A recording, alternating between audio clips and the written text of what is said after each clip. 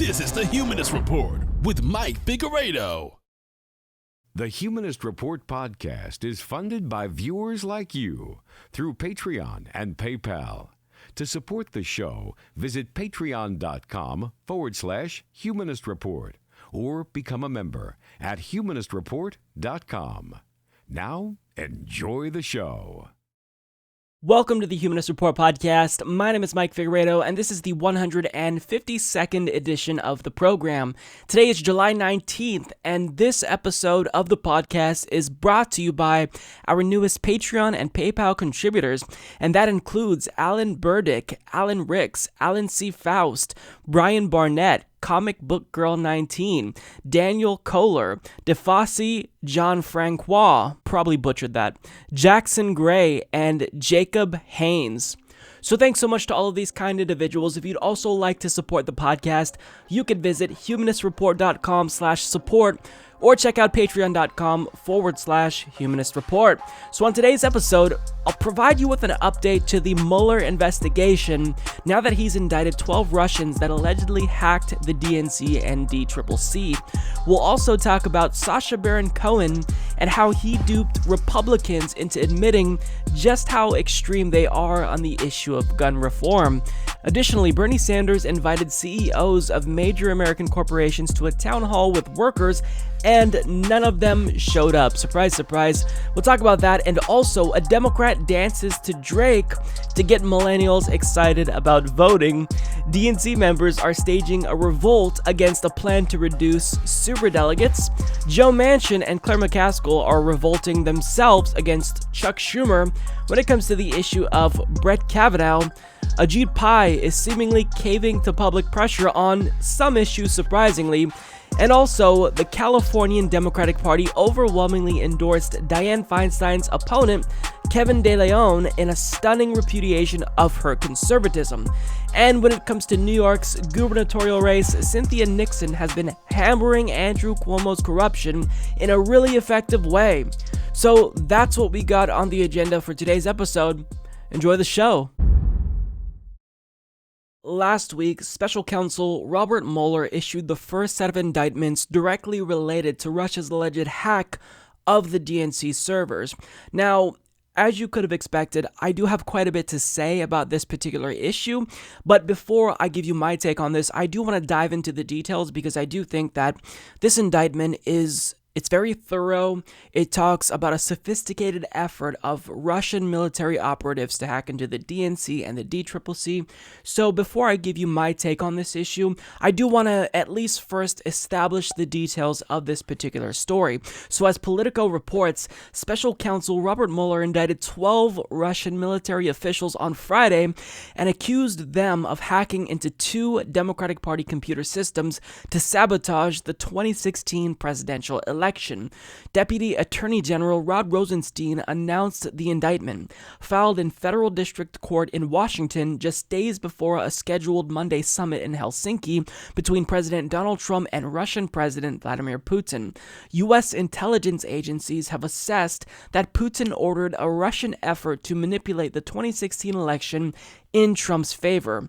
Rosenstein said the Russians stole and released Democratic documents after planting malicious computer codes in the network of the Democratic National Committee, as well as the Democratic Congressional Campaign Committee. The Russians also illegally downloaded data related to some 500,000 voters from a state database, he charged. So that's kind of the broad overview of what this indictment asserts, but I read the indictment, it's very thorough, and I do think that it's important that we dive a little bit deeper and go over the indictment itself. So according to the indictment, quote, Russia used a variety of means to hack the email accounts of volunteers and employees of the U.S. presidential campaign of Hillary Clinton. So we'll stop right there because Mueller is explicitly saying that the intention of this hack is specifically to target Hillary Clinton and damage her campaign. So that's the first allegation that I do think is really important.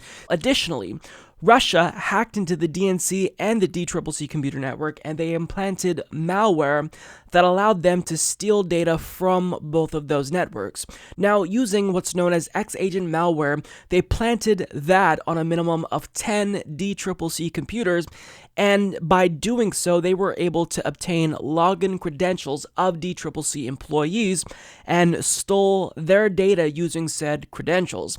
Now, they also used malware to monitor the activity of DCCC employees, and them utilizing this malware specifically led to them getting access into the DNC network, and they ultimately infiltrated a total of 33 computers at the DNC headquarters, which, of course, as you all know, led to them stealing documents and internal emails that were released during the 2016 election. Now, in total, they compressed multiple gigabytes worth of data, and they transferred those documents back to their own servers using malware known as Xtunnel to move said documents through encrypted channels. Now, the indictment also alleges, this is another pretty big part, that Russian conspirators actually used fictitious online personas such as Guccifer 2.0 to release the information, and they also created domains such as DC Leaks using cryptocurrency to directly publish and disseminate some of their findings. So there's a lot. There's really an abundance of details that explains specifically how Russians were able to thoroughly infiltrate the DNC and the DCCC systems. But what the indictment does not allege is, one, that any votes were changed, and two, that Donald Trump colluded with Russia in any way to target the DNC and the DCCC. So that's essentially the facts of the story. Now, I do want to jump ahead a couple of days to this summit between Donald Trump and Vladimir Putin, because expectedly, Vladimir Putin does deny these allegations. Now, remember that this indictment specifically cites the Kremlin itself as directing these military officers to carry out this hack on the DNC and DCCC. But Vladimir Putin denied these allegations, as we all predicted he would, but he did specifically state that he did favor Donald Trump over Hillary Clinton. Take a look. Do you want Legal President framework Trump to win the election? And did you direct any of your officials to help him do that? Yes, I did. Yes, I did. Because he talked about bringing the U.S.-Russia relationship back to normal. Now, instinctively, I can see why some individuals are pointing out that this gives us a motive for Vladimir Putin to want to carry out this hack on the DNC. However, that case isn't as compelling when you consider that he actually expressed a preference for Obama as well back in 2012. Now, this comment in support of Obama came after Mitt Romney called Russia America's #1 geopolitical foe, to which Putin publicly stated that Obama would be easier to work with than Romney. But nonetheless, individuals had hoped that at this joint summit between Donald Trump and Vladimir Putin, that Donald Trump, at a minimum, would at least unequivocally denounce Russia's alleged meddling in the 2016 election, and Donald Trump did not do that, not even the bare minimum. He simply deflected. That being said, all I can do is ask the question. My people came to me, Dan Coates came to me, and some others. They said they think it's Russia. I have President Putin. He just said it's not Russia.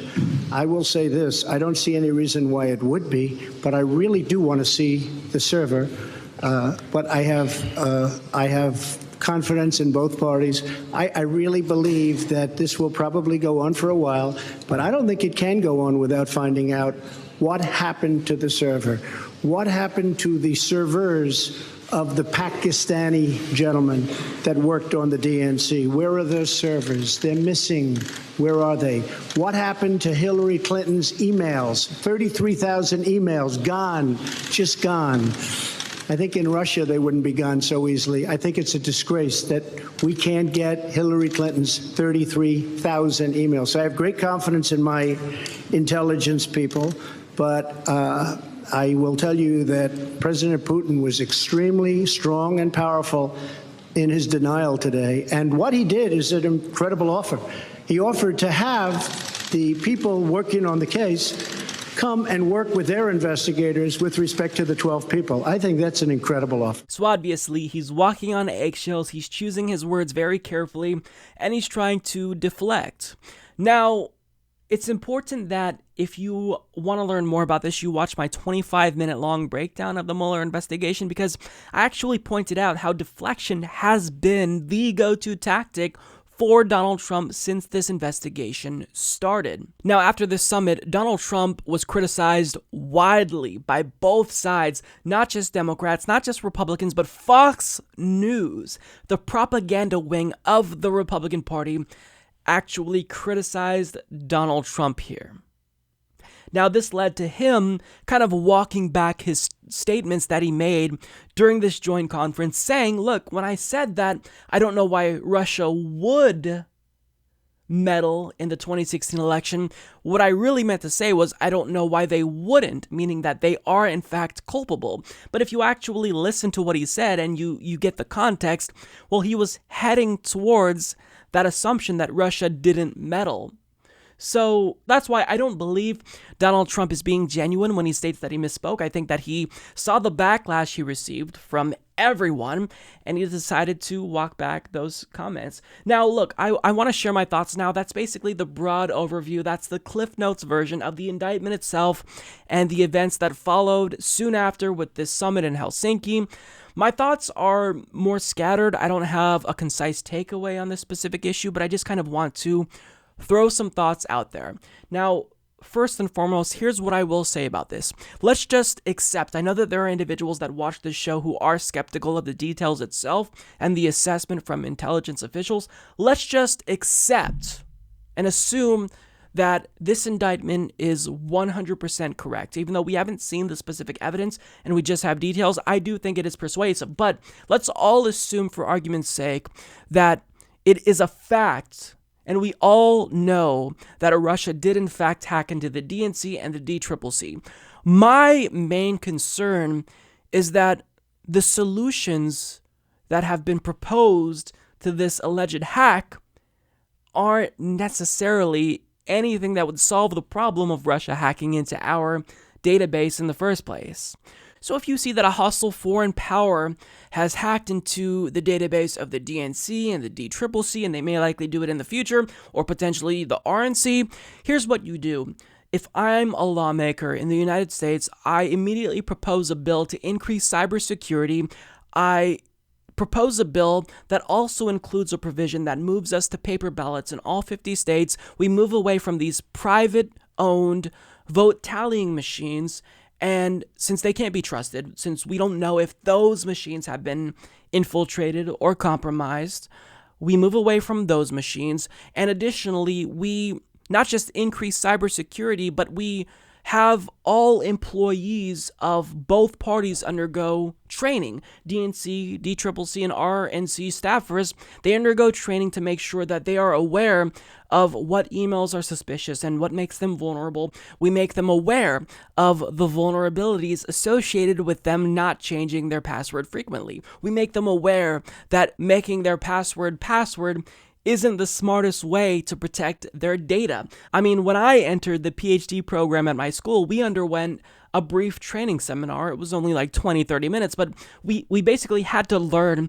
how to protect ourselves against phishing. So, I mean, if college campuses are doing this and they are aware of the threat that spear phishing campaigns cause, then certainly we have to expect our political parties to arm their staffers with the same knowledge so they can protect against potential hackers, both foreign and domestic.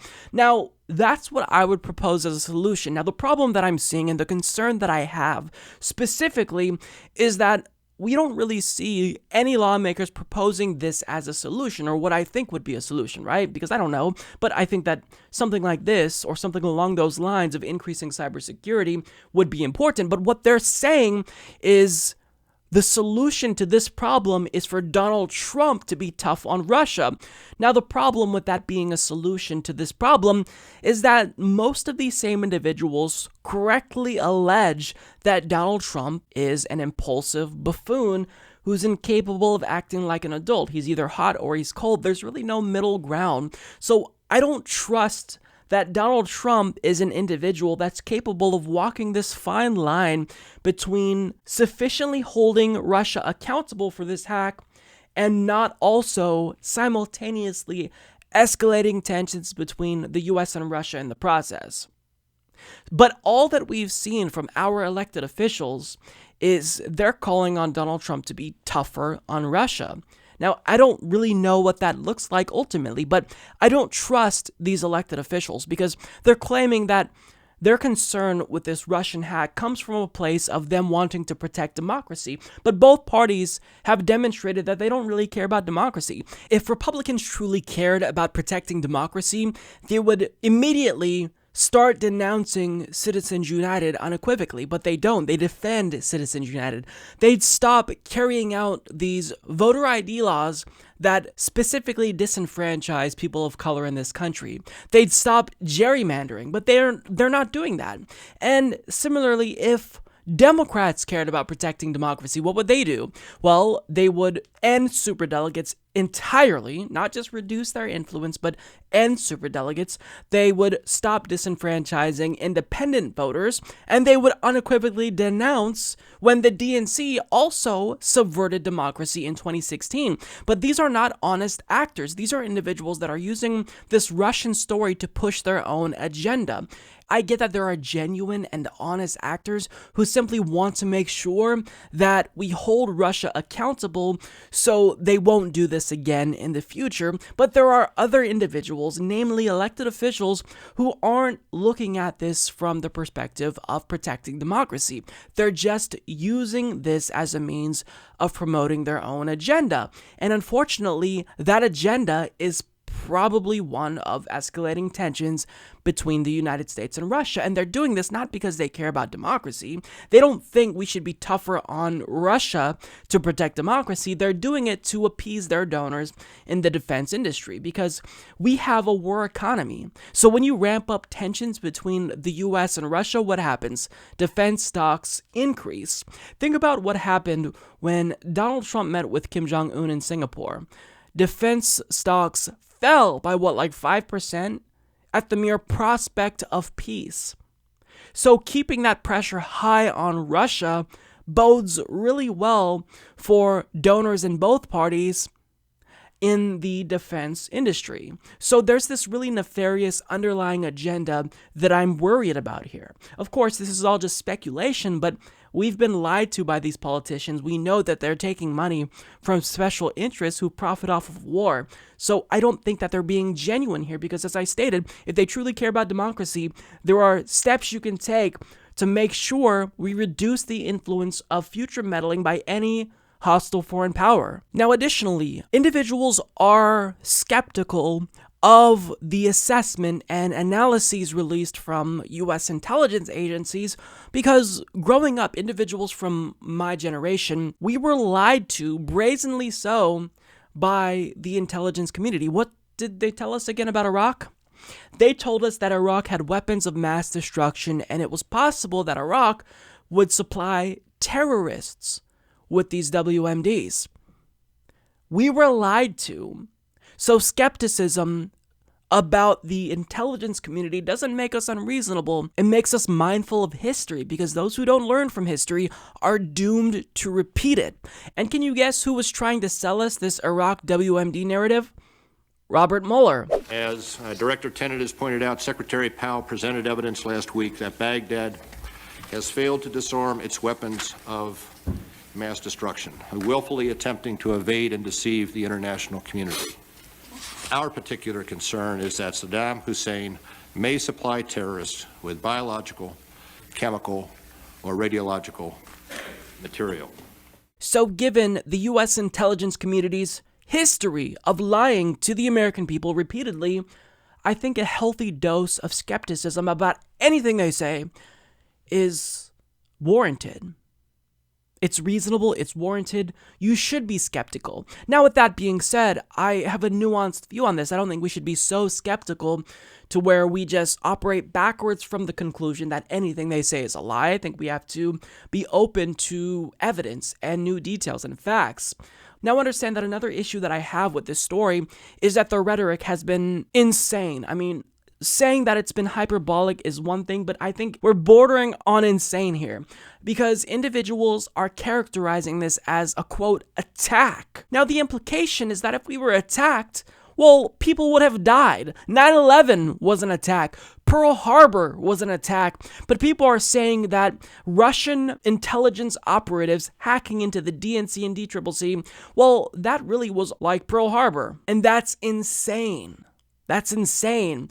So certainly, I think that there are individuals with a very measured response to this. I think Rebel HQ's Emma Vigeland has a very perfectly reasonable response. You know, she talks about how, yes, it's true that we have intervened in Russian elections before. We've overthrown democracies, and we can accept that, but we can also accept that Russia did, in fact, hack into the DNC and the DCCC, at least given what the intelligence community has told us. There are people who have a measured response who don't want warmongering. With that being said, not just lawmakers, but other individuals are using Russia to kind of promote their own agenda. If you look at mainstream media, MSNBC is using this, not because I think they care about democracy or Russia hacking into the DNC, but because this is something that really fosters fear among the American people, and fear is a great ratings booster. So there's a lot of dishonest actors that make individuals like Michael Tracy,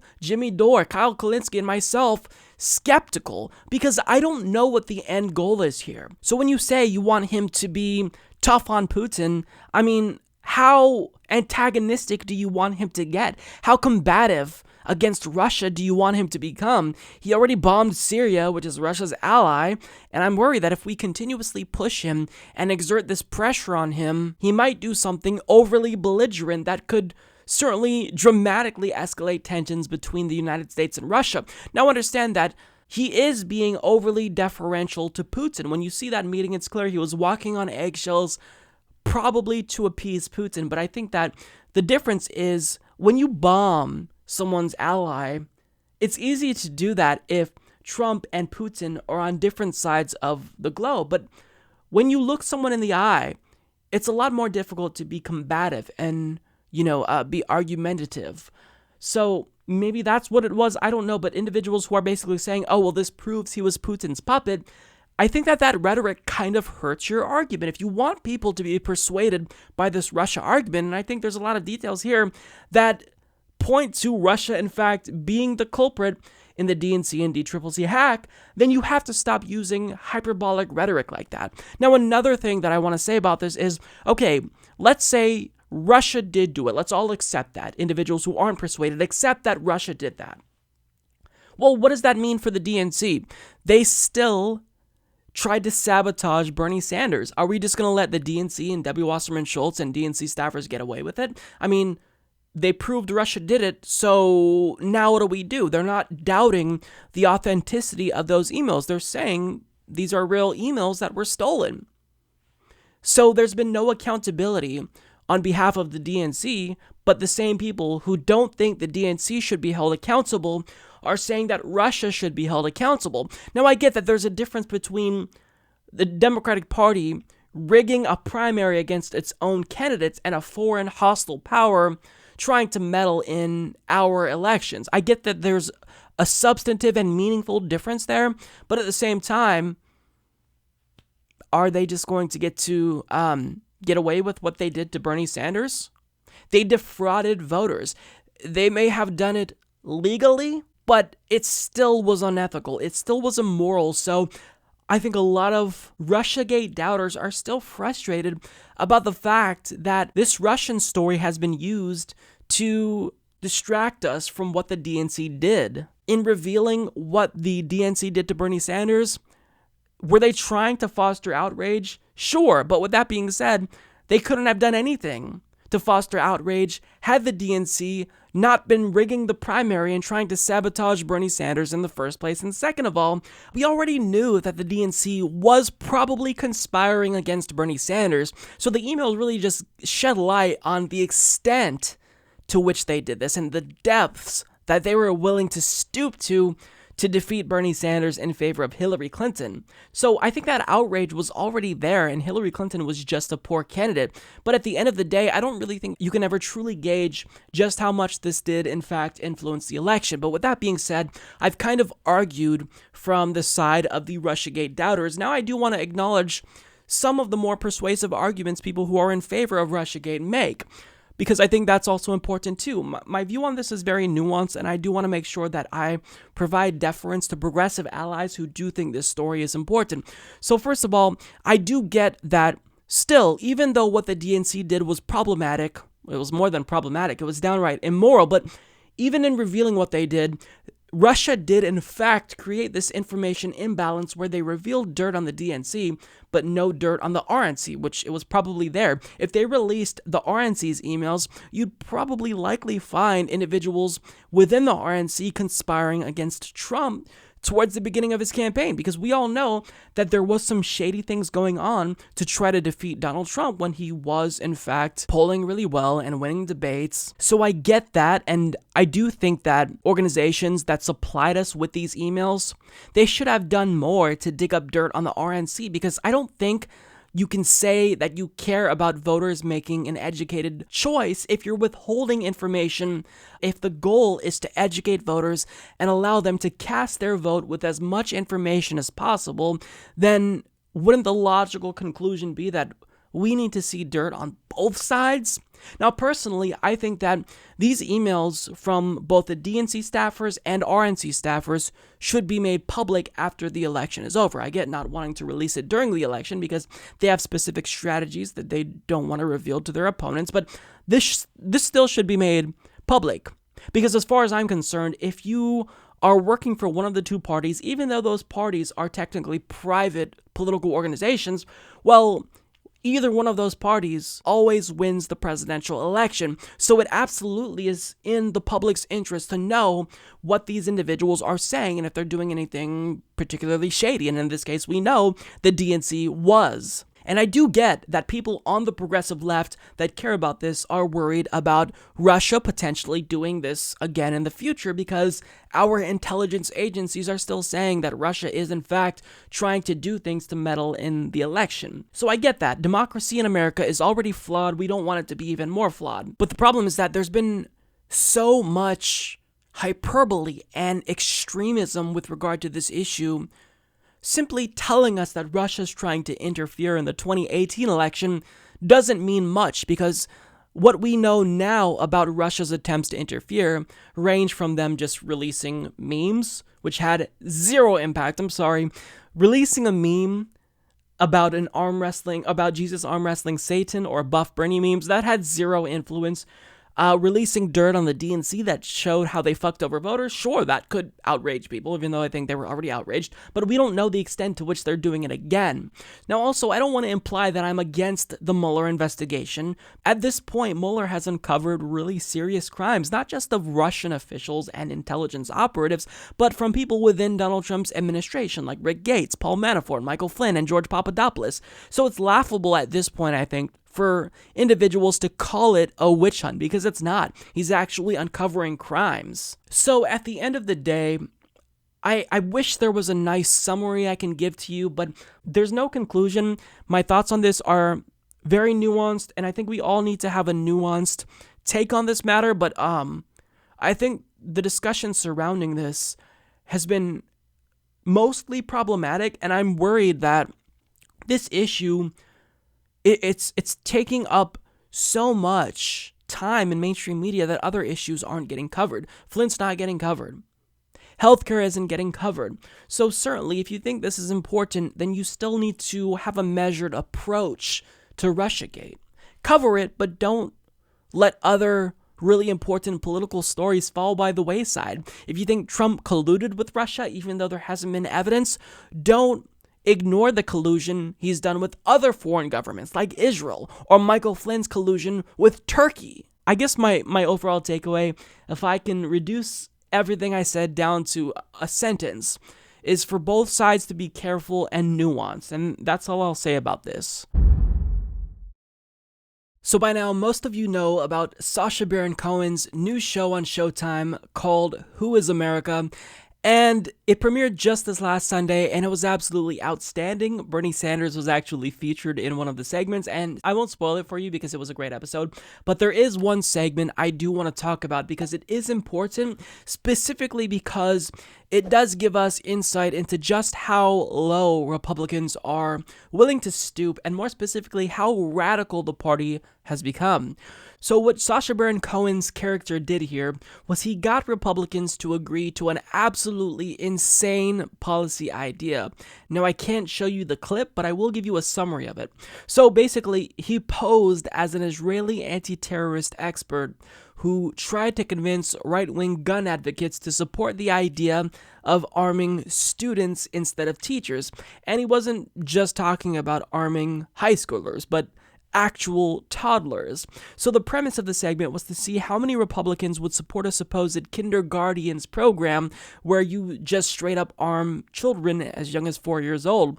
And he actually got Philip Van Cleve to create a video where they market guns to toddlers. And he also got the executive director of Gun Owners of America, a gun lobbyist, Larry Pratt, to admit that arming certain gifted children and even toddlers would be a great idea. Now, he also duped other politicians into supporting this idea by making them read a pro-arming toddler message off of a teleprompter, and that includes Trent Lott, Dana Rohrabacher, Joe Wilson, and Joe Walsh. And here's just some of the things he got them to say that I found definitely interesting. Quote, "Our founding fathers did not put an age limit on the Second Amendment." Quote, "In less than a month, a first grader can become a first grenader." Now, they were reading this off of a teleprompter, and they didn't stop to think, maybe this isn't something that I should be vocally advocating for. They read it. Also, toddlers are pure, uncorrupted by fake news or homosexuality. They don't worry if it's politically correct to shoot a mentally deranged gunman. They'll just do it. Again, they read this off of a teleprompter. I don't know if any red flags went up in their mind. You see clearly this guy promoting a gun marketed for a toddler. I mean, it's just craziness. But my favorite here, this is what he got them to say. "Children under 5 also have elevated levels of the pheromone Blink 182 produced by part of the liver known as the Rita Ora. This allows nerve reflexes to travel along the Cardi B neural pathway to the Wiz Khalifa 40% faster, saving time and saving lives." That part was it was pure gold. I mean, the level to which Sacha Baron Cohen is able to troll these people, it's God level. Now, the last quote is, "Happy shooting, kids."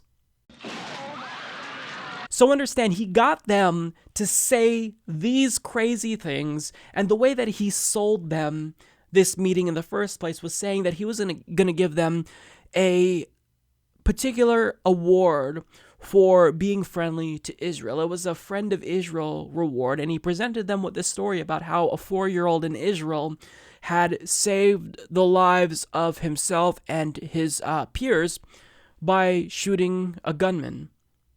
Now, because of that story, he was trying to convince them that maybe this would be a policy that you should try implementing in America.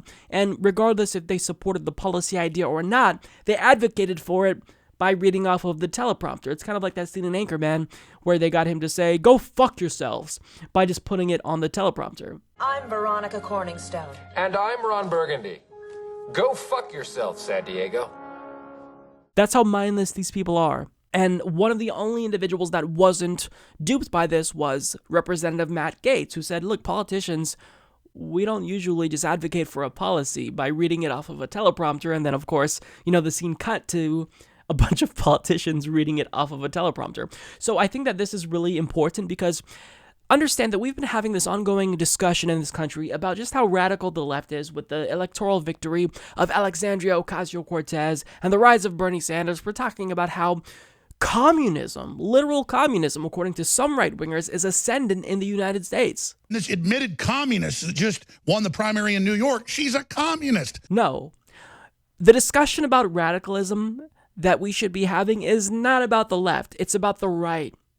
If they're willing to go as far as openly advocating for us to arm toddlers, there's something fundamentally radical about this party. If I were reading something off of a teleprompter, I would get maybe only so far to where I stopped and said, look, I'm not going to advocate for this. This is crazy. How can you state happy shooting kids with a straight face and not just stop and say, I'm not going to read this. I don't support these views. You're making me say these things that I'm against, and I'm not going to say it. So is it the case that these Republicans support arming toddlers? I mean, they were duped into saying it.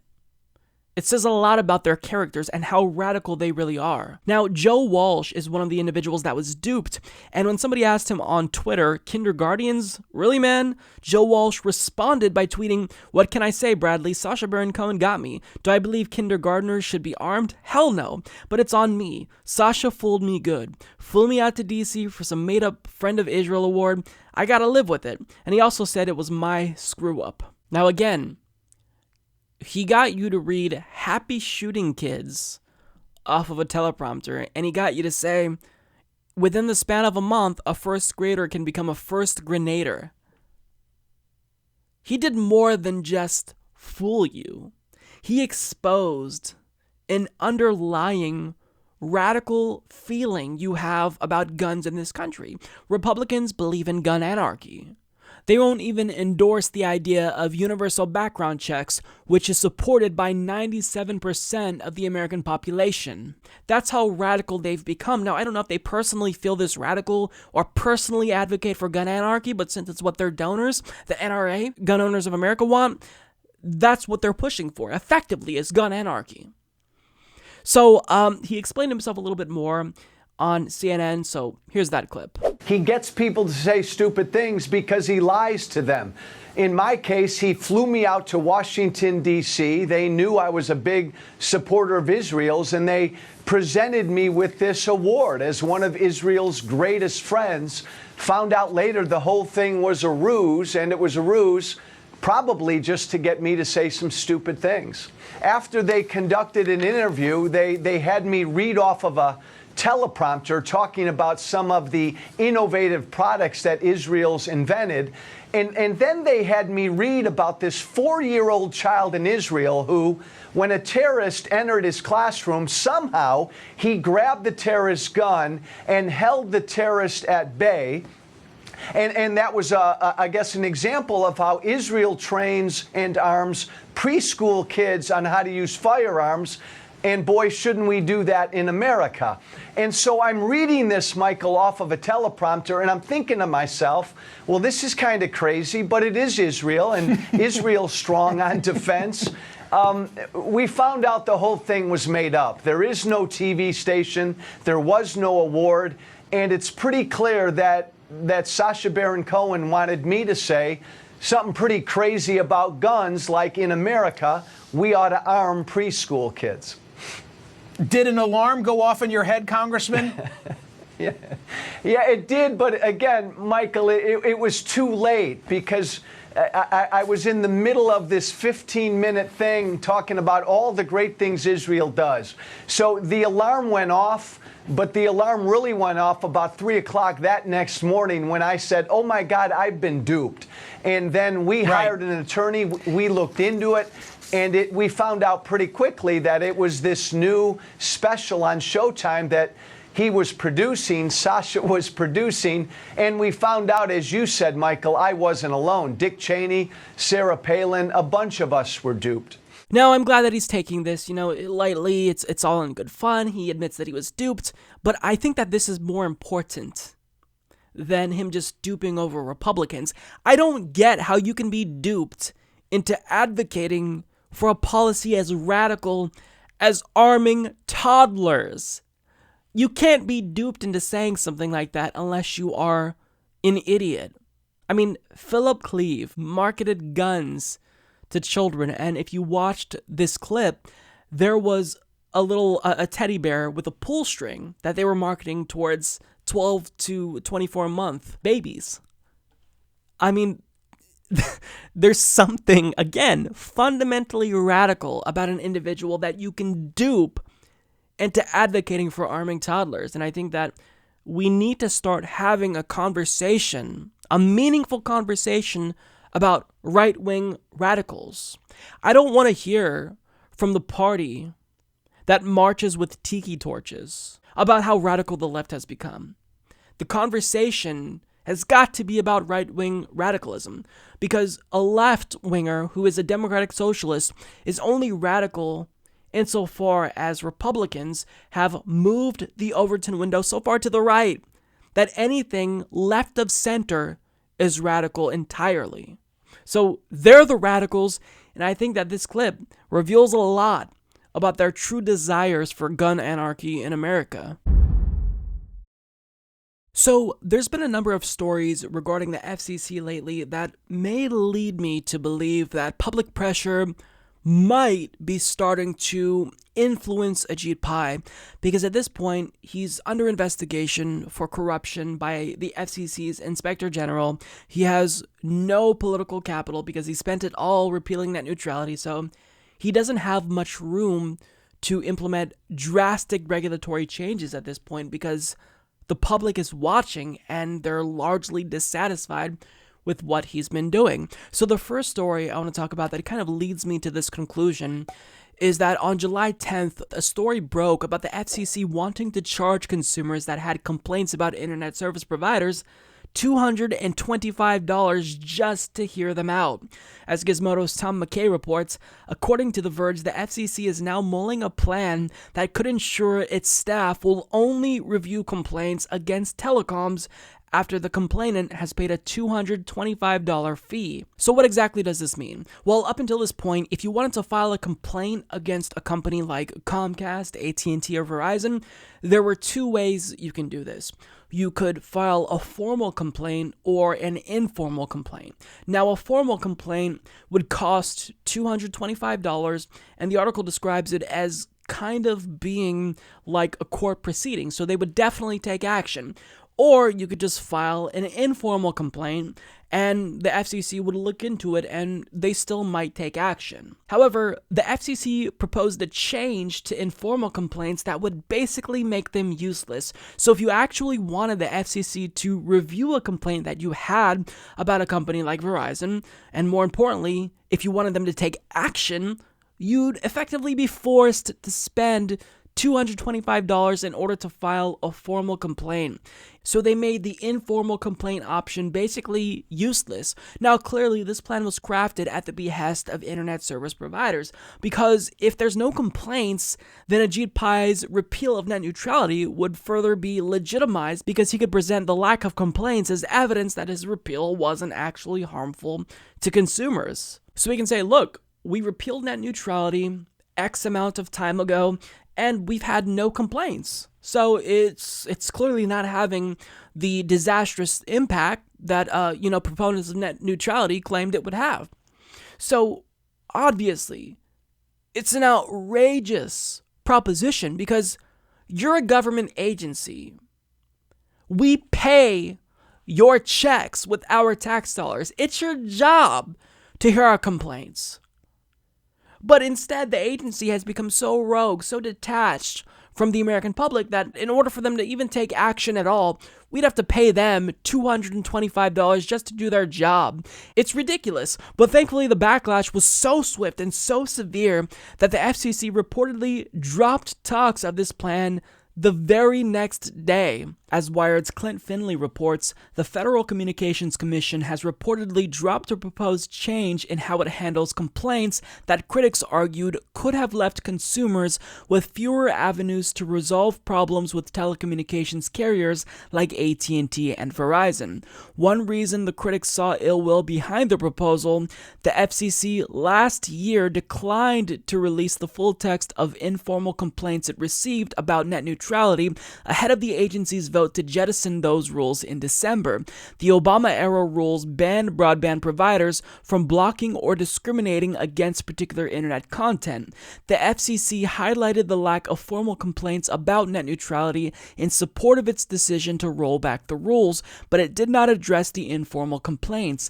In a statement, Commissioner Jessica Rosenworcel, the FCC's only Democratic commissioner, called the proposed change to the informal complaint process, quote, bonkers. And bonkers it is. So apparently there is a level of shame we can exert on the FCC that will get them to budge. Now, there was another issue that the FCC surprisingly flipped on recently. According to Harper Neidig of The Hill, Federal Communications Commission Chairman Ajit Pai said Monday that he has serious concerns about the proposed merger between Sinclair Broadcast Group and Tribune Media, a surprising move that could likely kill the controversial $3.9 billion deal. In a statement, Pai questioned the company's plans to get the deal approved by selling off some television stations and said he would propose sending the deal to be reviewed by an administrative law judge. The evidence we've received suggests that certain station divestitures that have been proposed to the FCC would allow Sinclair to control those stations in practice, even if not in name, in violation of the law, Pai said. Now, make no mistake about it, this is good news. But what's interesting to me is that just a month prior, we had headlines like this from Gizmodo's AJ Dellinger. FCC reportedly planning to change rules to save Sinclair's takeover of local news before court can kill it.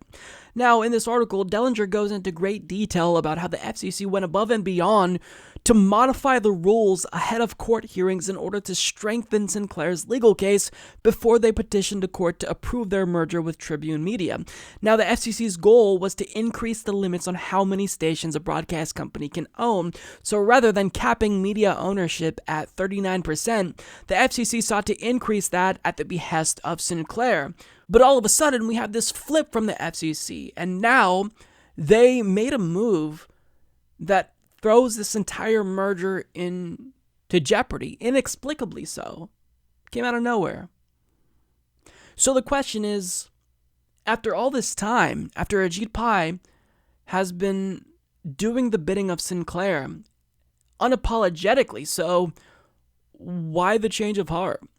And at face value, it may seem like Ajit Pai is motivated to stop being so brazenly corrupt because he's currently being investigated, as I stated, by the FCC's Inspector General. And this is over accusations that his agency acted to assist Sinclair. But the problem with that explanation is the timeline. Ajit Pai has been under investigation by his own agency since February of this year. So, just this last month, he took action, or wanted to take action, to make regulatory changes that would make the Sinclair Tribune Media merger more likely.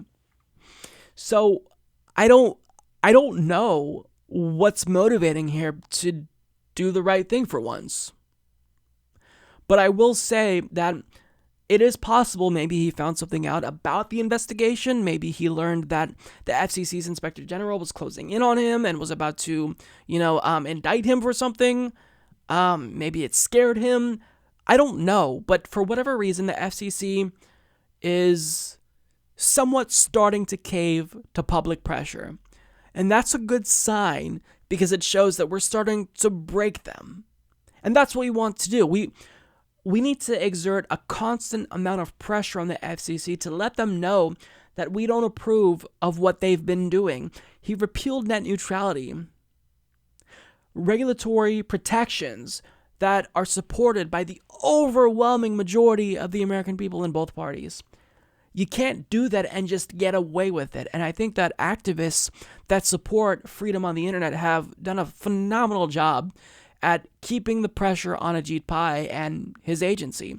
So that's really the only explanation that I have as to why he's doing the right thing for once. But admittedly, it's not a very satisfactory explanation. I think there's something else going on here that we don't know about. And part of me is skeptical. Even though he did something to kill Sinclair, maybe it's to kind of brace us for something he may be doing that's even more fucked up. I don't know. We've seen nothing but the most corrupt and duplicitous leadership possibly ever in this agency. So anytime they do something, even if it's good, I can't help but be skeptical, because that skepticism is warranted given the actions of this agency under his leadership. So I don't know.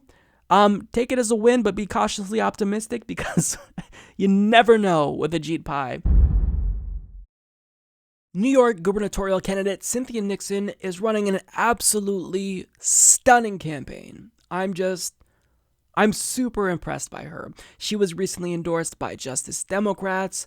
She got the endorsement of Our Revolution, and she's really going above and beyond to prove to us that she is a progressive and she is willing to stand up for bold progressive policy positions. And she's running a campaign that's undoubtedly aggressive, albeit effective. And what she's doing is she's kind of creating this blueprint that future progressive candidates should follow if they do want to effectively challenge corporate Democrats. So, first of all, she's been justifiably critical of Cuomo because he actually accepted $64,000 from Donald Trump, yet he claims to be part of the resistance, which is just laughable. Now, if he truly was a good faith actor, if he truly wanted to be part of the resistance like he says he is, he'd returned the thousands of dollars he took from Donald Trump and tell him, keep that money, I don't want anything to do with you. But instead, what has Andrew Cuomo done?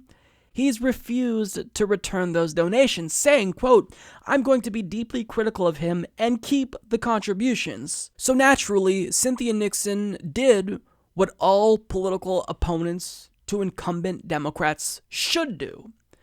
She hit him for this, and she hit him hard.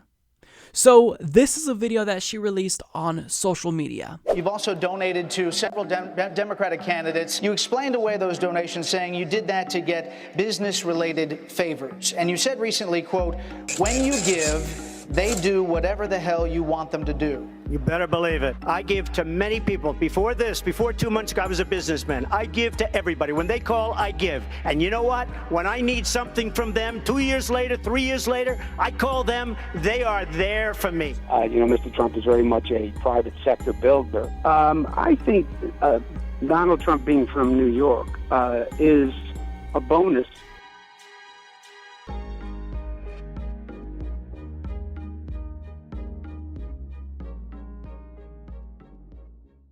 That right there is how you challenge the corruption of corporate Democrats. That was outstanding.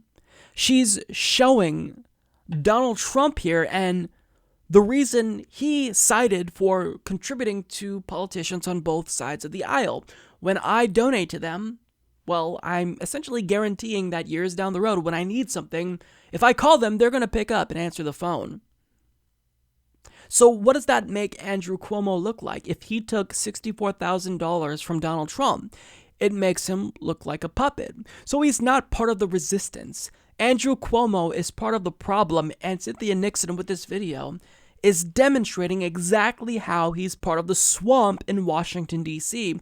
Now, she also recently spoke to Jacobin, and she talked about why people dislike Cuomo so much, and this is what she had to say. If you look at the lack of progressive change that's happened here in the last 7.5 years, you can lay that directly at the doorstep of Andrew Cuomo. There's a reason that the Koch brothers gave him $87,000 when he ran in 2010. Despite calling himself a Democrat, he has governed like a Republican and has handed over massive amounts of power to the Republican Party. He's allowed the Republicans in the state Senate to gerrymander their own districts. As soon as he entered office, he incentivized a group of Democratic state senators to vote in caucus with the Republicans, shoring up their majority. We've had a Democratic majority in the state Senate for more than 5 years, but the Republicans control that body because Andrew Cuomo has enabled and encouraged them to. It's the reason that we have so little progressive change. It's the reason we haven't become a leader in renewable energy or in campaign finance reform. It's the reason we haven't passed the Reproductive Health Act, GENDA, Gender Expression Non-Discrimination Act, the New York Dream Act, or the Liberty Act, which would protect our undocumented people from ICE. It's not just that he's given them political power, his policies are purely Republican. Upon entering office, he eliminated the bank tax. He slashed taxes on corporations. He slashed taxes on everybody earning more than $300,000 a year.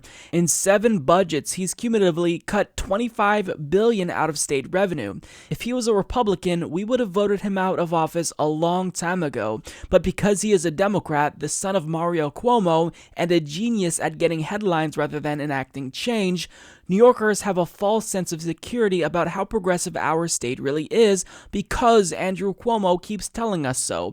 Our campaign is saying, look at all these things that New Yorkers want that we could have had, but Andrew Cuomo hasn't fought for them and has actually empowered the other side to make sure we don't get them. So what she's saying is really important. Progressives in New York, individuals in New York who identify as progressives, they've extended so much deference to Andrew Cuomo because he has a D in front of his name, when in actuality, he's only a Democrat because he knows he has to be to get elected in New York. But he's served as a Republican. His actions indicate that he's a Republican, and the only reason why he labels himself as a progressive is because he could come out in favor of bold progressive policies and never have to worry about signing them into law because of the things he's done specifically to empower the New York Republican Party. It's disgusting. Now, here's what else she said about Andrew Cuomo. He seems much more comfortable with Republicans. He doesn't campaign for Republicans, but he allows them to use his image and words in their campaign literature. He never steps in to help a Democrat secure a seat, even in a hotly contested election. He never uses any of the money available, of which he has boatloads. He's raised $31 million. He controls the New York State Democratic campaign coffers. 0.1% of that, I will say, comes from small donors. We received more small dollar donations in a single day than he's received in 7 years. He's a Democrat because he is the son of Mario Cuomo and because he is running in New York State. But he is a Republican politician who has always been about consolidating his own power rather than his adherence to any particular political ideology, which is why as soon as we entered the race, as you were saying previously, he's tried to desperately make himself over as a progressive. It doesn't seem like there's really anything there in terms of his identity. He's trying to capture the moment. So what she's doing is she is hammering away at his corruption. She's framing him, correctly so, as a self-serving politician that doesn't care about policy or any particular political ideology, but just cares about consolidating his own power. These individuals like Andrew Cuomo, they like having power. They like being in charge and being governor, being in these powerful positions because they get access to donors. They get access to money. They have people that look up to them. But these are not honest actors. If Andrew Cuomo cared about progressive policies, then he would actually not be governing like a Republican. But the way she described him was as a Republican politician. He's more comfortable with Republicans than he is with Democrats. So this is how you've got to hammer away at corporate Democrats. And there are some progressives like Bernie Sanders who kind of pride themselves on never running a negative campaign ad. And you see Alexandria Ocasio-Cortez being a little bit more tepid in her criticism of corporate Democrats in Congress. You can't do that.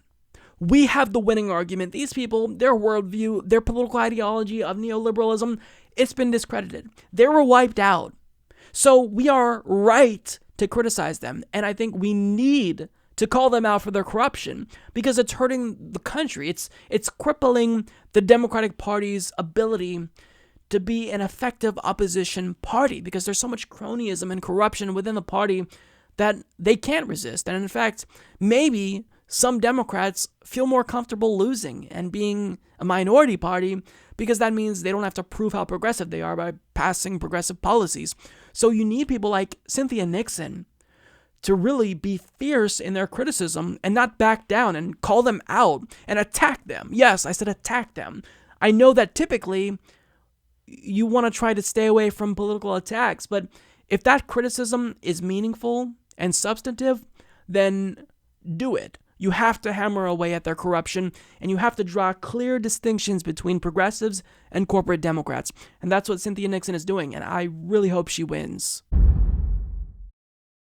We recently had some shockingly good news come out of Californian state politics with a surprise endorsement of Kevin De Leon over Dianne Feinstein.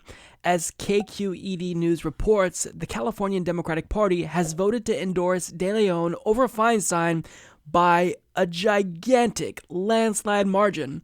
So she only actually received 7% of the vote to endorse, with 22 votes in total, and De Leon received 65% with 217 votes, and 29% of total votes opted for no endorsement at all. So this is actually a surprisingly bold move by the Californian Democratic Party. It really is.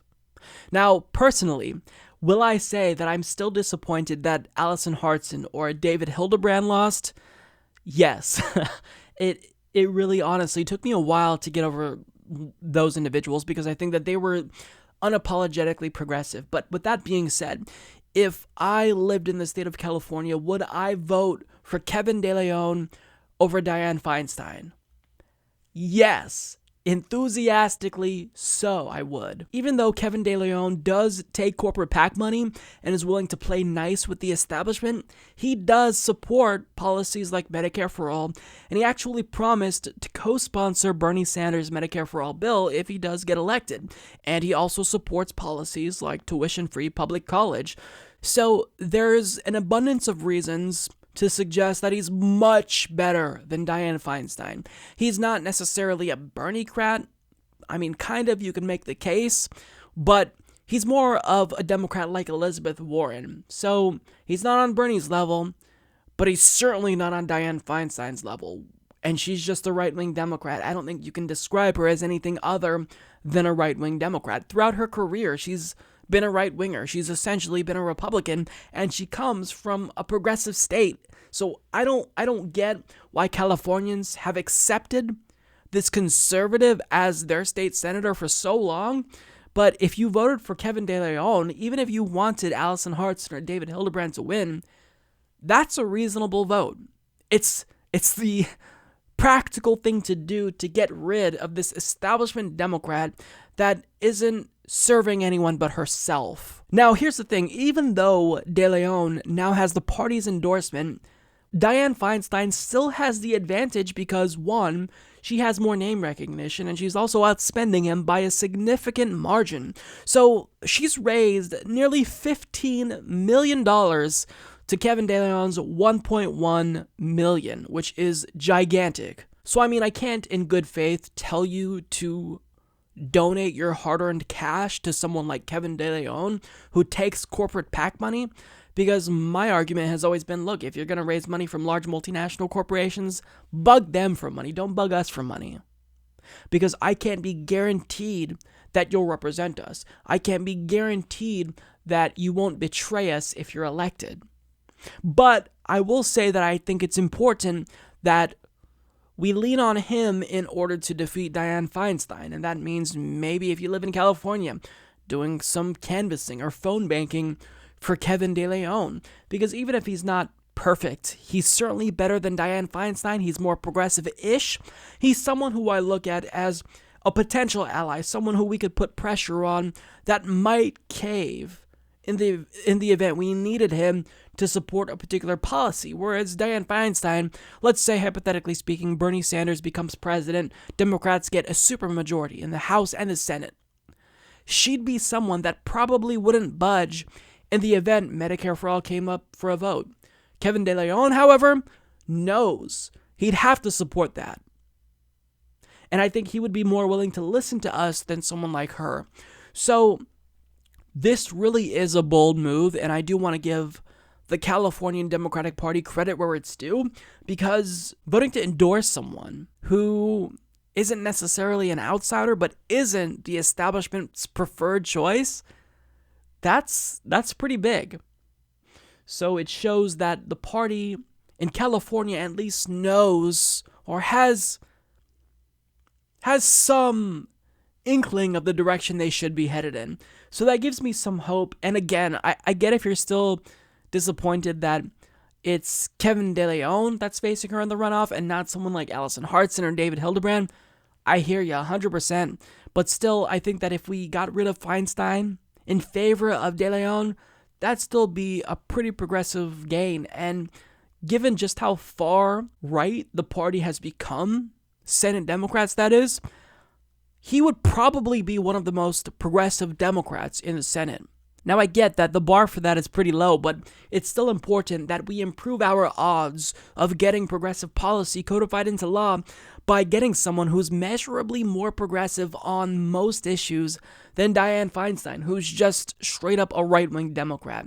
She has signaled to us that she's, going to be a little bit more open about issues like marijuana legalization, but come on. We all know she's just doing this to compete with the challenge she's faced from the left. So don't go with the fake progressive like Dianne Feinstein. Go with someone who is more progressive than her.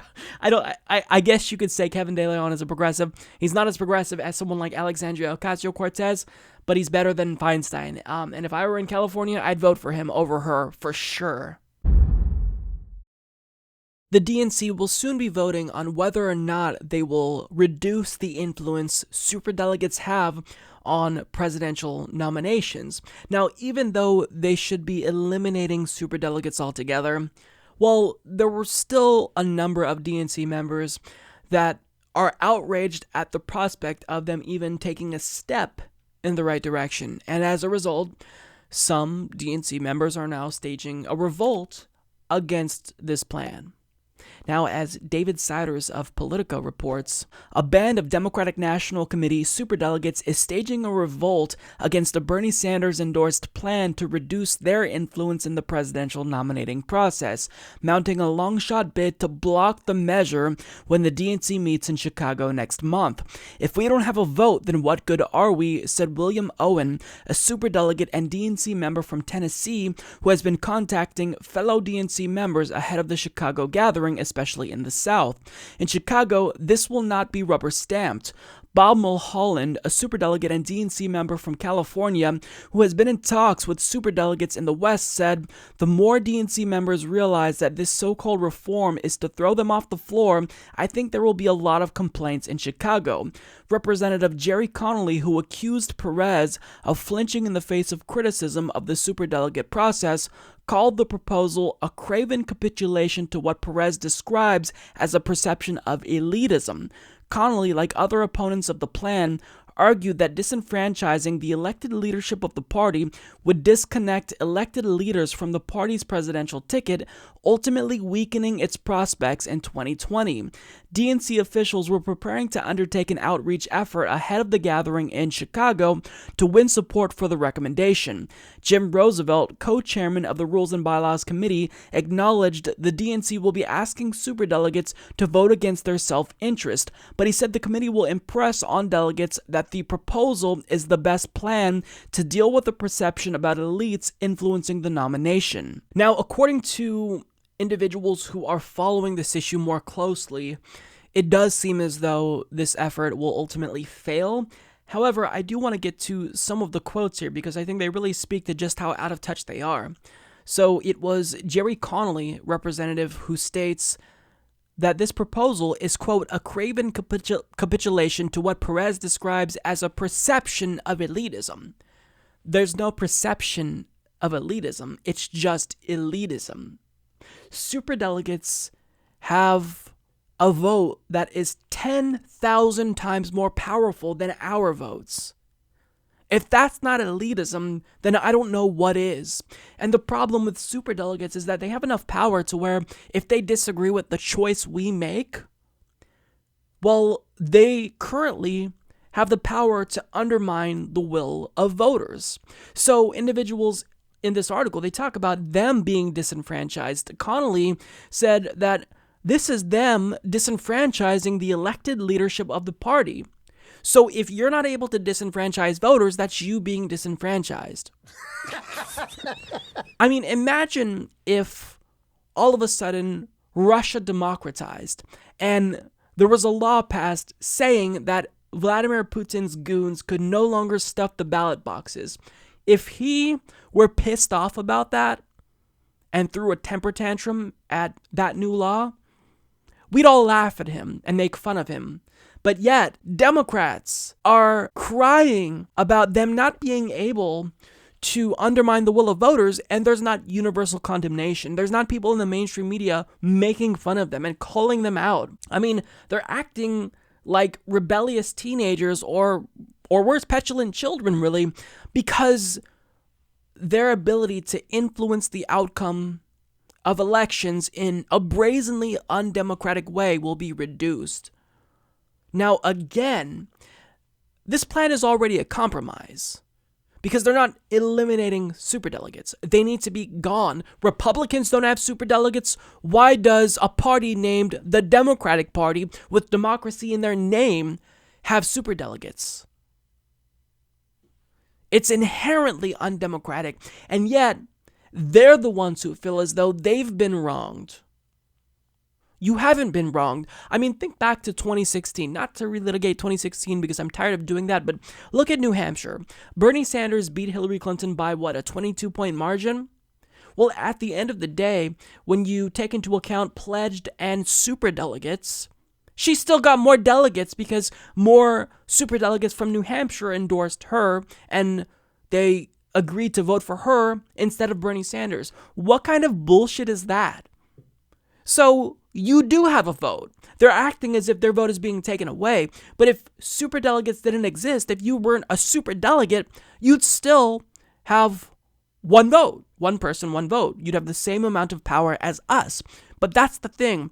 They don't want the same amount of power that we have because they are elites. They think that they're better than us. They think that they know better than us. So if we nominate someone who they don't like, who they don't think is electable, well, they want the power to undermine our will. That's exactly what this is about. And they are openly flaunting it. They're not even anonymously telling us how outraged they are. They're openly saying, someone who is elected, a representative in Congress, is saying they're disenfranchising us.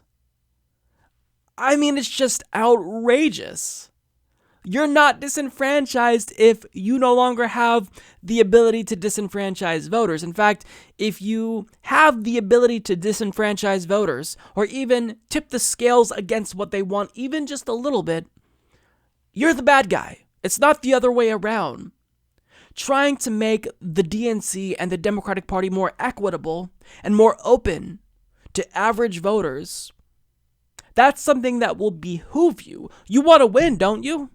This will make you more electable. This will make the party more marketable because currently you guys rigged the primary in 2016. You fucked us all over.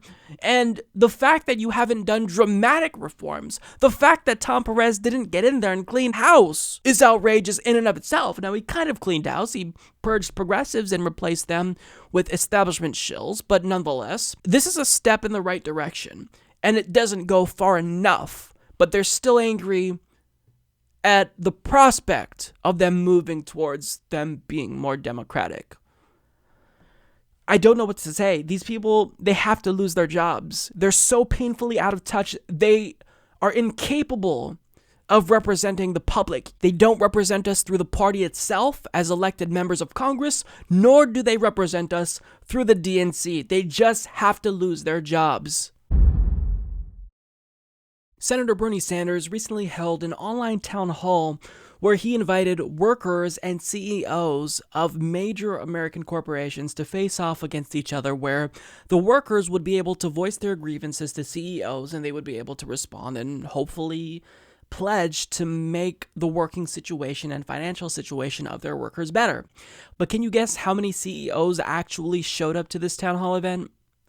Not a single one. Now, this isn't too surprising, but I think it does say a lot about these CEOs. They're cowards. They're profiting off of the hard work of their employees, but they won't even face their workers in public. Now, the companies that employees came from included Disney Amazon, Walmart, McDonald's, and American Airlines. Now, most of their stories were similar. They talked about how, their wages just aren't high enough. They can't go out to eat. They can barely pay their rent. They struggle on a daily basis. And others talked about the working conditions. One individual from Amazon talked about how the working conditions at Amazon are so abysmal that it actually led to him being depressed to the point of him giving up his will to live. So these are some of the highlights from the town hall. I will include you with a link to the full town hall. I would encourage you to watch it because it is very insightful. So here are the highlights, and then after we watch that, we'll come back and discuss. I started at Walmart in 2000. 5 years after I was there, I seen a decline in how they treated workers, screaming at us in the aisles, no respect at all for us. They pride themselves on low wages, on paying their workers low wages. Meanwhile, we don't even make the poverty level. I don't make $15 an hour, and I've been there 18 years. There's something wrong with that in our country. The turnover rate is high in all the Walmart stores across the country. Once a worker comes in and they see what it is to work there, they leave. We're understaffed, overworked, and they disrespect us. For a lot of my coworkers, they've been living in their cars. A lot of people have lost their homes and they're living in motels. I've been holding on. I'm going to interrupt you because something comes to my mind. Okay. I was told, and I don't know if it's accurate, tell me if it is, that there was a tent city where workers were living in tents near Disneyland. Is that true? Does that ring a bell? Well, there was a tent city. It was a part of the homeless issue in Orange County as a whole. And I do understand that there were Disneyland workers living there. Okay. I know a lot of people who have to go to food banks. I've gone to food banks myself. I try to make food a priority for myself because I was always taught that that's like the foundation to your health.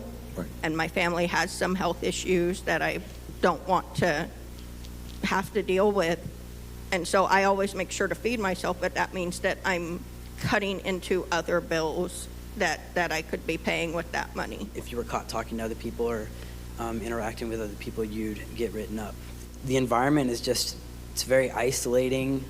It's depressing. I was spending an hour driving to work, 10 hours on the floor, and then the whole time I was there, there's no windows, there's no, you're tracked every second of the day. Every second that you're out there not being productive, somebody's watching you to make sure that you are still on task. And they have a number, there's like a rate that you're supposed to reach for whether you're stowing or taking items off the shelf, whatever your job was for the day. And my entire, even though it was just a 2-month stint there, I was spent, even days where I thought I was doing really well, I'd come up at the end of the day about 20% short of their expected goal. It just always felt unattainable.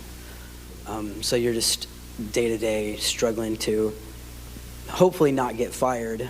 There was a point in my life where when I was working there towards the end of the time I was there, I was so depressed and I kept telling myself, if this is the best my life is going to get, why am I even still here? And I would leave in such a horrible emotional state that I'd have to leave because I couldn't physically be there anymore. And I finally, the second time that I had broke down crying and left work because of it, I called one of my best friends and she told me, if working there really makes you feel like this, if you feel like taking your own life because of the job you're working at, don't work there. That is not there's no work environment that should make you feel like that. And so I left, and thank you. My current salary after a decade working for Piedmont is less than $14.50 an hour. I cannot make ends meet on my own without working extra hours. And on those days, I work 12-hour days. So their stories to me weren't surprising at all. As someone who came from fast food and retail, a lot of their stories are very similar. These CEOs have no regard for the well-being of their employees. They don't care at all. They treat you like prisoners. Now, I worked for Walmart temporarily, and I was immediately taken aback when I was hired because one of the first things I saw was an anti-union propaganda video. And what was interesting to me was that I thought there's no way that this would resonate with the other workers. So I asked some of my coworkers, and I talked about like 4 different people, and they were all anti-union. Part of it was that they just weren't informed about the benefits unions have most of the time and how they directly impact their pay and benefits.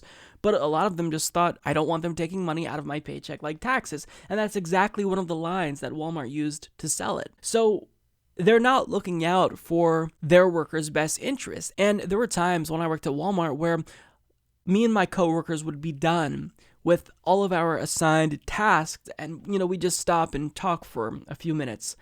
There would be a manager on us like stank on shit. They'd come over immediately and say, what are you doing? You're standing around? Get to work. I mean, you can't stop for a second and converse with your coworkers. God forbid you try to enjoy the time you're spending at your job. God forbid. And that's what this Amazon employee was kind of speaking to. There were no windows. We couldn't stop and talk to each other at all. They treat you like prisoners, not like employees, and the standards are always so high that you're never going to be able to meet those standards. Therefore, you're always trying to work as hard as you can. You're giving 110% and still always falling short according to these company standards. And after how much work they put in dealing with members of the public who are oftentimes very rude to them, they don't even make enough money to survive. And another common theme across, these workers' stories was that they've worked for these companies in some cases more than a decade, and they still have to have second and third jobs and take on extra shifts in order to make ends meet, just to pay rent. Their children have to get jobs in order to help them if they're old enough to work. So the point is that it doesn't have to be this way. We live in the richest country on earth, and we have people in this country who are working full-time and fall under the poverty line. How ridiculously obscene is that? It used to be the case that if you worked full-time at Taco Bell, you can go to college, you could buy a house. But now, income inequality has become such a huge problem, and the economy has become so rigged in favor of the wealthy that no matter what you do, it's impossible to actually live comfortably for most Americans. And it goes deeper than this. In some areas of the country, Flint, Michigan, they don't even have clean water. So I watched this and I couldn't help but think, the American dream is dead. Now, most of us who are politically astute and who are paying attention already came to that conclusion a long time ago, but you can't help but think there's no way that working Americans can succeed, and it's unfathomable that they'd even be able to thrive given the current state of our economy. They need a break, and what did Republicans and Donald Trump just do last year? They gave a tax break to the wealthy. I mean, it's disgusting. But this right here is one of the consequences of capitalism. You don't get a capitalist system, an unfettered capitalist system, without exploitation, without oppression of the working class. So you've got to make sure that you regulate capitalism and try to push back against its inherently predatory nature. You've got to have a strong social safety net that's not just codified into law, but guaranteed by the Constitution. Otherwise, capitalism will try to attack it. Special interests will fund politicians who will do their bidding. You've got to have a system that works for workers. But currently, we don't have that. And what we have as a social safety net is being gutted and rolled back as we speak. Republicans are proposing cuts to Medicare and Medicaid. and food stamps in order to fund tax cuts for the rich. It's really, when you think about this, it's just downright depressing. And speaking of depression, a lot of these jobs cause workers to be depressed. Now, certainly, depression is something that a lot of individuals are just genetically predispositioned to have. But these employers, they have a way of beating you down to the point where you feel so depressed to where you're basically a robot just doing their bidding, doing what they want, but you can never appease them no matter how hard you work, and it's just disgusting. So shame on every single one of these CEOs who are mega rich, who couldn't dare to face their workers at this town hall. Why are they shielded from criticism? Why do they feel as though they're too good to face their employees? You're not better than your employees. Wealth doesn't equal worth. Face your employees. If you're going to exploit them, at least look them in the eye and explain to them that that's what you're doing and you don't care about them. At least do that. But these are cowards. They run and hide. They won't even face their workers. So again, I want to encourage people to click on the link in the description box and watch this town hall. For those of you listening on iTunes, you could find this on YouTube. I think it's incredibly insightful, but it's not going to be too surprising to a lot of us. Senate Minority Leader Chuck Schumer has promised to stop Brett Kavanaugh at all costs, but in order for him to actually be effective at doing this, he not only needs to swing at least one Republican to their side to vote against Kavanaugh, he's got to do something that I think will be even harder, and that is keep 100% of Senate Democrats unified in their opposition to Brett Kavanaugh. Now, he's starting to learn the hard way that his party is a lot more far gone than he originally anticipated. I mean, he's someone who is a corporate centrist himself, but he's seeing that even the mere prospect of him whipping up their votes is outrageous to some Democrats like Joe Manchin. So as Avery Anapol of The Hill reports, Democratic Senator Joe Manchin had strong words for Senate Minority Leader Charles Schumer's efforts to unify the party against President Trump's Supreme Court pick. Manchin suggested to Politico that Schumer does not have any influence over whether or not he supports Brett Kavanaugh's nomination. I'll be 71 years old in August. You're going to whip me? Kiss my you-know-what, Manchin told Politico, referring to whipping votes among the party caucus. So that's how Joe Manchin responds at the thought of Senator Chuck Schumer applying even the most minimal amount of pressure to get him to vote against Kavanaugh. He's too far gone. I mean, if you have a member of your party openly contemplating voting for the other party's president in 2020 or endorsing the other party's president in 2020, that individual is too far gone, and you've got to reel them back in by doing things that are very unorthodox. He's not going to listen if you just resort to the normal tools that you typically would use as a leader at your disposal. If you say, well, look, you're not going to have any committee appointments, he's not going to care. He's not doing shit anyway. If you just tell him, look, we're not going to endorse you, we're not going to fund you, well, he's raising enough money from large multinational corporations to where he probably doesn't really need fundraising from the party itself. You have to get a little bit crazy here and be more unorthodox in the pressure that you exert, and it may not work. But you've got to try. If I were Chuck Schumer, I would be telling Joe Manchin, look, since you want to be a Republican anyway, we're just going to make sure that we get a real Republican. So every single day you don't commit to voting against Brett Kavanaugh, we're funding your opponent. We're giving him $1,000 every single day. And if you vote in favor of Kavanaugh, guess what we're going to do? We're going to endorse your opponent, and we're going to give him $10,000. Now, even if it's the case that Chuck Schumer doesn't do this, because I don't want a Republican to win, obviously, but even if he doesn't do this, at least call Joe Manchin's bluff. Do something drastic to make sure he votes against Kavanaugh, because this is important. This will affect policy for generations. Kavanaugh is young enough to remain on the Supreme Court to do damage for 20, maybe 30 years.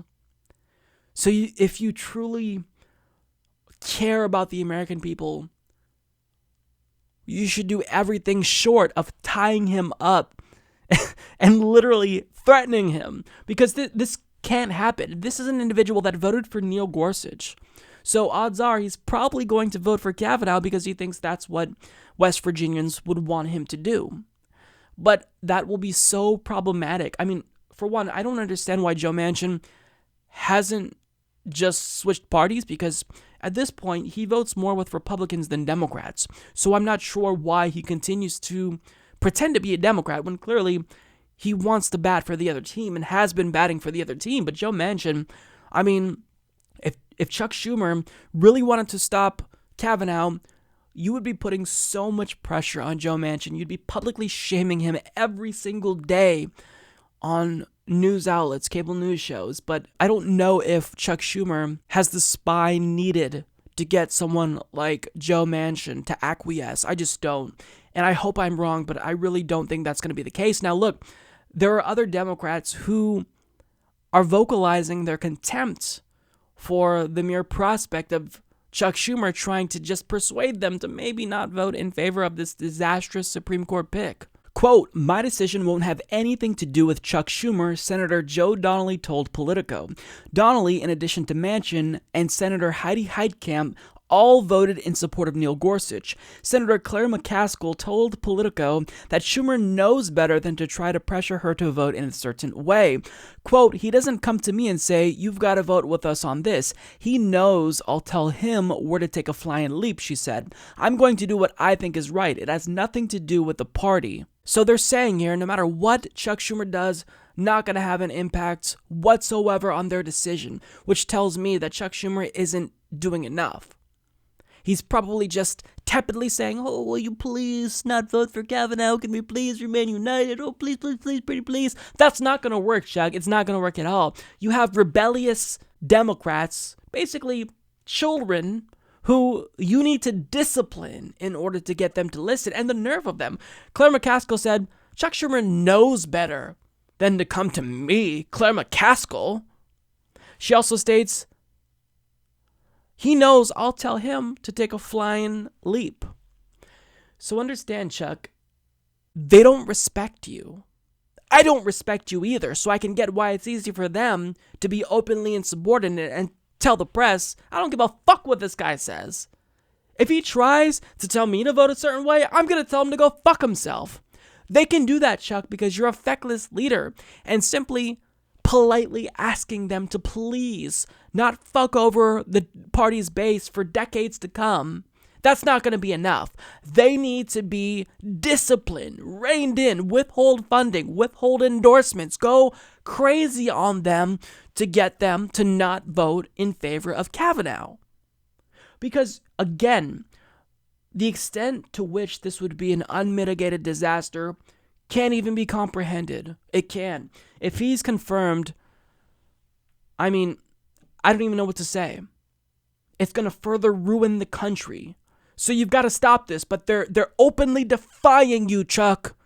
Do something. Don't let them get away with this. Shame them. Withhold funding. And if you have to, threaten and maybe even possibly fund their opponents. Because this cannot stand. If they openly defy you and get away with it, guess what?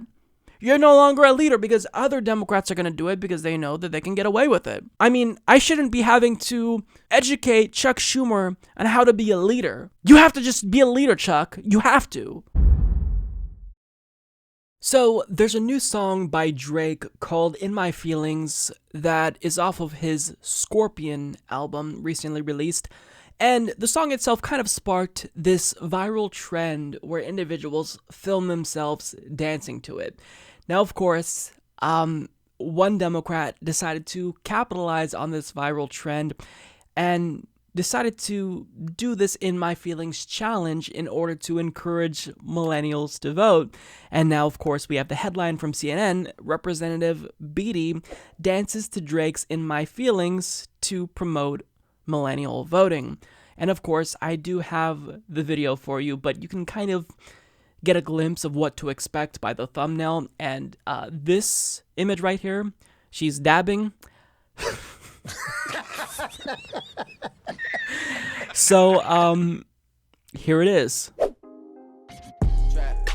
Trap, money, penny. Me and my feelings. Gotta be real with it. Yeah. Kiki, do you love me? Are you riding? Say you never ever leave from beside me. Cause I want you, and I need you. And I'm down for you always. Look, the new me is really still the real me. I swear you gotta feel me. I'm Congresswoman Joy Spacey, and I approve this mess.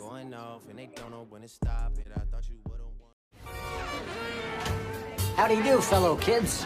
What? If she were just doing this to have fun, I wouldn't have talked about it. But she's doing this as a means of encouraging millennials to get out and vote.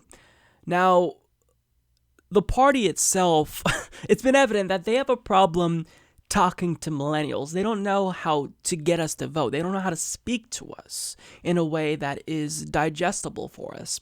So they think they have to do things like this to be relatable to us, to prove to us that they're hip and they're cool.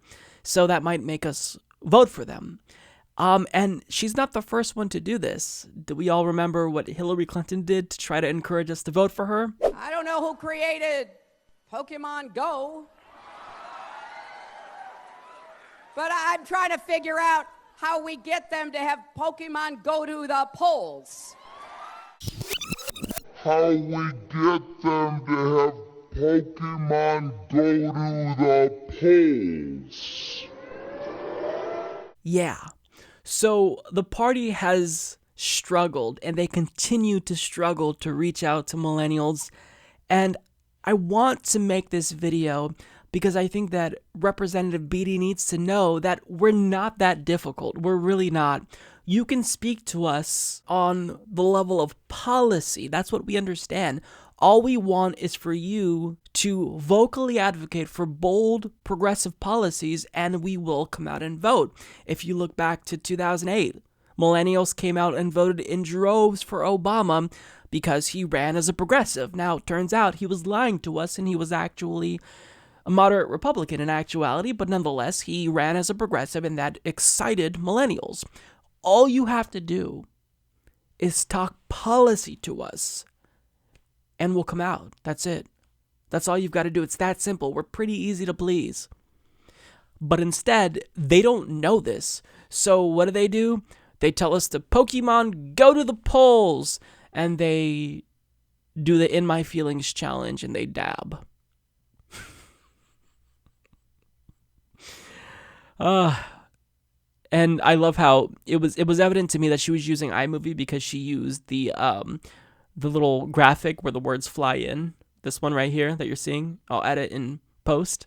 I don't get why there were so many cuts, but look, I don't want to be too down on her because she actually is one of the better politicians in the Democratic Party. She co-sponsored John Conyers' Medicare for All bill, H.R. 676. So she's already on the right side, at least when it comes to one policy that would certainly excite progressives. Why not just tell us that? Say, look, millennials, get out and vote for me. I support Medicare for All. A vote for me is a vote for Medicare for All. I will vociferously advocate for Medicare for All. If you send me back to Congress, guess what else I'm going to advocate for?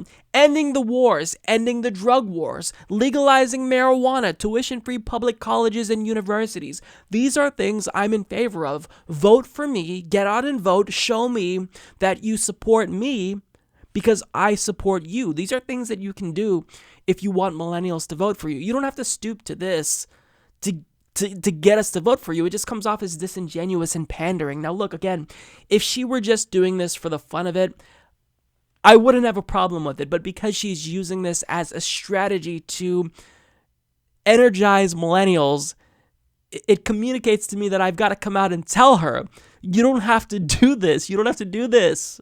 She's clearly out of her element. You don't have to do things like this. I'm not expecting you to dance and do the challenge and do the Tide Pod challenge, whatever challenge is going on. I don't even know. I'm so out of touch with the fellow kids. But you don't have to do anything like that. You just have to vocalize your support for policies we support, and that's it. We have to believe that you genuinely will fight for these policies. But I mean, if you co-sponsor HR 676, it's kind of a big deal for us. Tell us about that. I mean, I just don't know what to say. I was disappointed when I saw this because I thought, oh, they still don't get it. They don't get it. They still think they have to do things like this to pander to us and get us to support them. When, again, I think that they're overcomplicating what they think they need to do. They think, oh, well, I have to reach out to millennials by, doing this event where I play Fortnite or some shit like that. You don't have to do that. Again, for the 1000th time. It's been a main theme, on this podcast. Talk policy to us, and we understand that. Give us details about policies the party will codify into law if they're elected that will have a concrete impact on our lives. It's really that simple. I'm not lying. It's that simple. And there's evidence. Look at Alexandria Ocasio-Cortez. She talked about policy. She kicked Joe Crowley's ass. It's that simple. I promise you. In a world of politics dominated by the strange, the deranged, and outright insane, we'll now take a moment to shine a light on the craziest of what politics has to offer. This is your weekly dose of stupidity. Sorry, sir, because you are going to the UK. What will be your message on Brexit? Well, Brexit is, I've been reading a lot about Brexit over the last couple of days, and it seems to be turning a little bit differently, where they're getting at least partially involved back with the European Union. I have no message. It's not for me to say. I own a lot of property there. I'm going to Scotland while I wait for the meeting. I have Turnberry in Scotland, which is a magical place, one of my favorite places. I'm going there for 2 days while I wait for the Monday meeting. But it's not for me to say what they should be doing in the UK. I have great friendships. My mother was born in Scotland. I have great friendships over there. We have a wonderful ambassador, Woody Johnson. And he's doing by the way, Woody's doing a great job. But it's not for me to say. I'd like to see him be able to work it out so it could go quickly, whatever they work out. Is it heartbreaking? Oh, hard Brexit, I said. I thought you said it was heartbreaking. I said, that might be going a little bit too far, right? Heartbreaking. Is it heartbreaking? A lot of things are heartbreaking. No, I would say that, Brexit is Brexit. It's not like, I guess when you use the term hard Brexit, I assume that's what you mean. The people voted to break it up. So I would imagine that's what they'll do, but maybe they'll take it a little bit of a different route. So I don't know if that's what they voted for. I just want the people to be happy. They're great people. And I do think sure there'll be protests, because there are always protests. But I think there were protests the night of the election both ways. But in the end, we got 306 electoral votes. And one states that, it was interesting, one of the states we won, Wisconsin. I didn't even realize this until fairly recently. That was the one state that Ronald Reagan didn't win when he ran the board.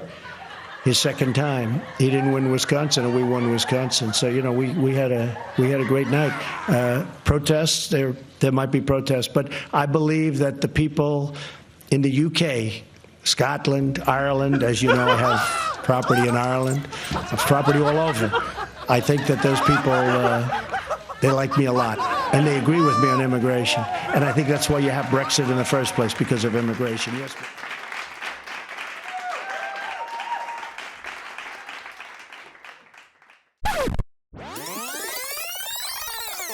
What you just said is one of the most insanely idiotic things I have ever heard.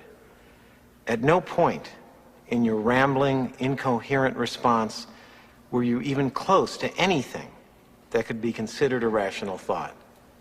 Everyone in this room is now dumber for having listened to it.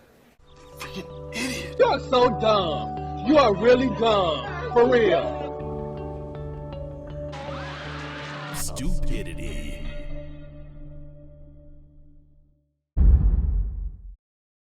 Well, that's all that I've got for you guys today. Thank you so much if you've made it this far in the program. If you'd like to support the show, you can visit humanistreport.com/support or check out patreon.com/humanistreport. Sorry for not having a guest this week. Next week, I will have Kenneth Maya on the program. It's going to be fascinating. So that's all I've got for you guys today. I will see you next week. Take care.